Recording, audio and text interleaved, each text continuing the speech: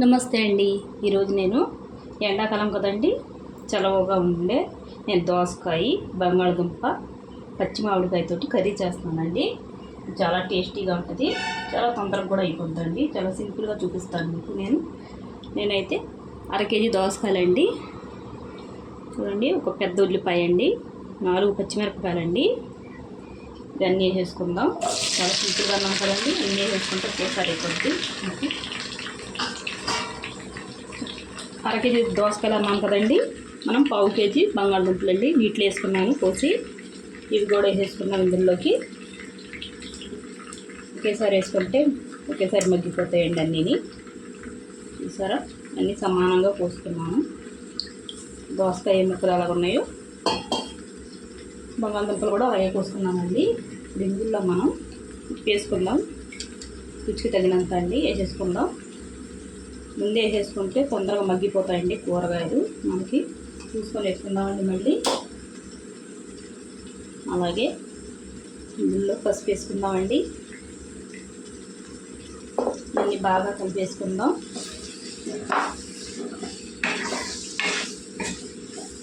మామిడికాయ ముక్కలు అయితే కొద్దిగా ఉడికిన తర్వాత అప్పుడు వేసుకున్నామండి. కొద్దిగా మగ్గాలండి ముక్కలు. అవి మనకు బంగాళదుంపలు ఉన్నాయి కదండి, కొద్దిగా ఉప్పు ఎక్కువ ఉంటే మగ్గవండి తొందరగా. దాని గురించి వేయలేదు నేను. కొద్దిగా మగ్గిన తర్వాత వేసుకుంటే బాగుంటుంది.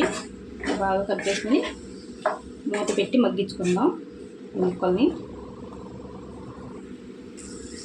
చూడండి ఎలా మగ్గాయో, ఇలా మగ్గాలండి. అన్నీ మగ్గిపోయాయి, ఉల్లిపాయలతో సహా మగ్గిపోయాయి. ఇప్పుడు మనం ఇందులో మామిడికాయ ముక్కలు వేసుకుందామండి. ఇది చూడండి, మామిడికాయలండి. పెద్ద సైజు మామిడికాయ అయితే ఒకటి వేసుకుంటే పుల్లగా ఉంటే, ఇవి పుల్లగా లేవు కాబట్టి నేను చిన్న సైజు మామిడికాయలు 2 వేసుకున్నానండి. ఇవన్నీ వేసేసుకున్నాం. వేసుకుంటే చాలా టేస్టీగా ఉంటుందండి మామిడికాయ వేసుకొని. మామిడికాయ సీజన్ కదండి, మామిడికాయలు చాలా వస్తూ ఉంటాయి. ఎలా వండుకున్నా మామిడికాయతో చాలా టేస్టీగా ఉంటుంది కూర. మగ్గాలండి మామిడికాయ ముక్కలు కూడా. బాగా కలిపేసుకొని మూత పెట్టి మగ్గించుకుందామండి మనం. చూడండి, మామిడికాయ ముక్కలు కూడా మగ్గిపోయాయండి. ఇందులో మనం ఇప్పుడు కారం వేసుకుందాం. తగినంత అండి. కారం ఎక్కువ తినేవాళ్ళు ఎక్కువ, తక్కువ తినేవాళ్ళు తక్కువ. కాకపోతే కొద్దిగా కారం ఇది తక్కువ వేసుకుంటేనే బాగుంటుందండి. పచ్చిమిరపకాయలు ఎక్కువ వేసుకొని కారం తక్కువ వేసుకుంటే చాలా టేస్టీగా ఉంటాయండి కూరలు. అదే మనం నీసు కూర అయితే కారం కొద్దిగా ఎక్కువ వేసుకోవాలండి. చూసారా, ఇంతైతే సరిపోద్దండి కారం. కొద్దిగా పచ్చివాసన పోవాలండి కారం. కొద్దిగా కలుపుకుందాం నూనెలోకి. బాగా కలుపుకుంటే కారం మనం నీళ్ళు వేసి వండుకున్నా కూడా కూర ఉడికిన తర్వాత మనకి పచ్చివాసన అన్నదే ఉండదండి. లేకపోతే కారం పచ్చివాసన మనకు అనిపిస్తూ ఉంటుందండి తింటుంటే. మనకి నూనె వేడిగా ఉంటుంది కదండి, ఒక నిమిషం అలా కలుపుకుంటే మనకి కారం ఎగిపోద్ది.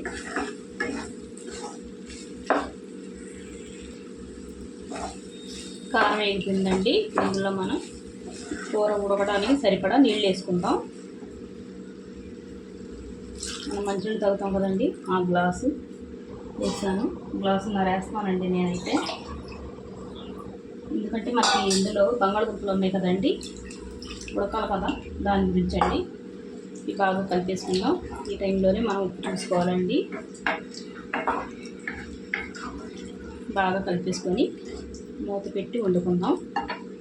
చూసారా ఎంత బాగుందో, చాలా టేస్టీగా కమ్మగా ఉంటుందండి కూర.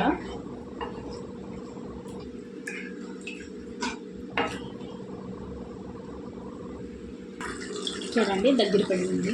ఇంకొద్దిగా దగ్గర పడాలండి కూర. ఇంత పసుకుంటే టేస్ట్ ఉండదు. సార్ ఎంత బాగుందో. మనం మసాలా కూడా వేయలేదండి. మసాలా లేకుండానే చాలా టేస్టీగా ఉంటుంది కూర. మసాలా వేసుకుంటే వేడి కదండి, ఎండాకాలంలో ఇలాగే వండుకోవాలి. మసాలా నీసుకే బాగుంటుందండి. లేకపోతే బంగాళదుంపల కూర గట్టిగా వండుకుంటే బాగుంటుంది. ఇందులో వేసుకున్న బాగానే ఉంటుంది. అది వర్షాకాలంలో శీతాకాలంలో వేసుకోవాలండి. ఇప్పుడు మనం ఎండాకాలం కదా, మనకి ఇలాగే వండుకోవాలి కూరలు మసాలా లేకుండా. ఒకసారి మీరు ట్రై చేయండి, చాలా టేస్టీగా ఉంటుంది. ఇంకొద్ది ఉడికిన తర్వాత చూపిస్తానండి. చూడండి దగ్గర పడుతుంది. ఇలా దించుకుంటే సరిపోద్దండి. కూర గ్రేవీగా కలుపుకోవడానికి కూడా చాలా బాగుంటుంది, చాలా టేస్టీగా ఉంటుందండి. ఇంతేనండి వీడియో. నచ్చితే లైక్, షేర్, సబ్స్క్రైబ్ చేసుకోండి.